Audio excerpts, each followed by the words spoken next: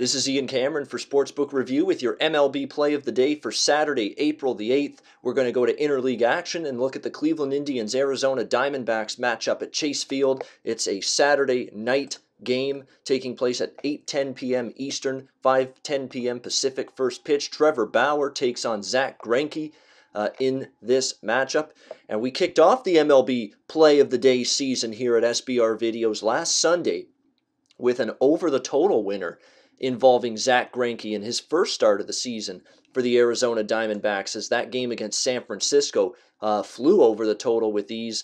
And part of the reason we went with the over in that game is because I was concerned about Zack Greinke coming into this season. He had declining velocity in spring training. He is coming off a very poor season by his standards last year with this Arizona Diamondbacks team, and I'm not exactly sure I saw a big piece of evidence to change my mind about Zack Greinke. You know, he only lasted 5 innings, 92 pitches. He labored throughout, 2 runs allowed on 4 hits, 2 walks, 4 strikeouts, 1 home run allowed by Greinke in that start. He wasn't horrible, but he certainly wasn't great by any stretch of the imagination.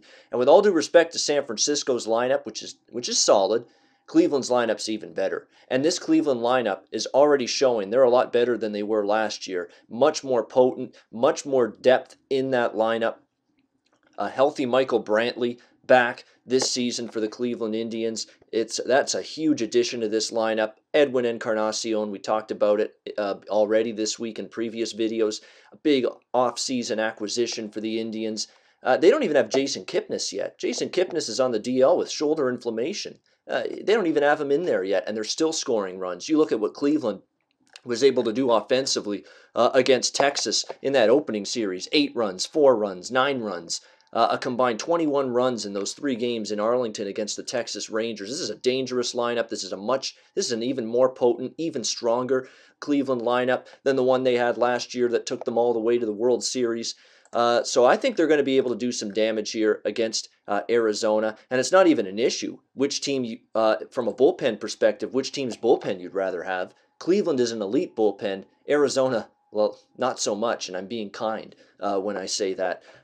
So I think it's a situation where Indians should be able to score runs in this game off Greinke and off that bullpen. Question is, what are we going to get from Trevor Bauer? Trevor Bauer, has had a lot of injury problems, disappointment, inconsistent early on in his career with Cleveland, but he's showing signs of really coming around. He had a much better 2016. He threw more strikes. Yes, he allowed more contact, but he really, I guess, sharpened up his curveball.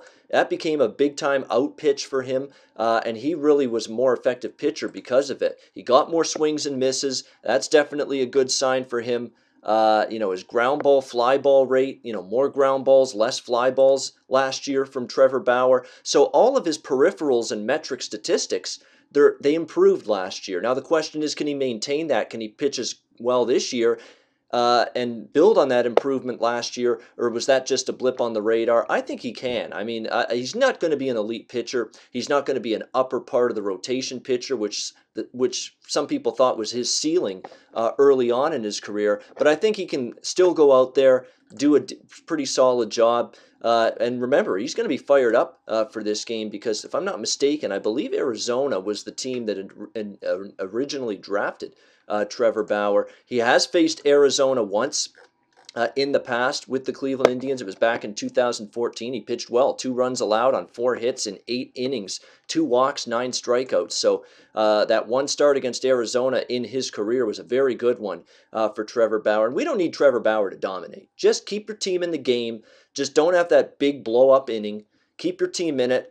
And then Cleveland has an edge with their bullpen in the latter innings. In fact, if you have access to second-half wagering for this series between Cleveland and Arizona, you may look to Cleveland in the second half for those 6th inning and onward wagers in this game, those second-half lines, because their bullpen is definitely, on paper, better than Arizona's, and it's performed very well already this season. So where does that leave me in this game? Well, I'm still looking to fade Zack Greinke. We talked about it in the beginning.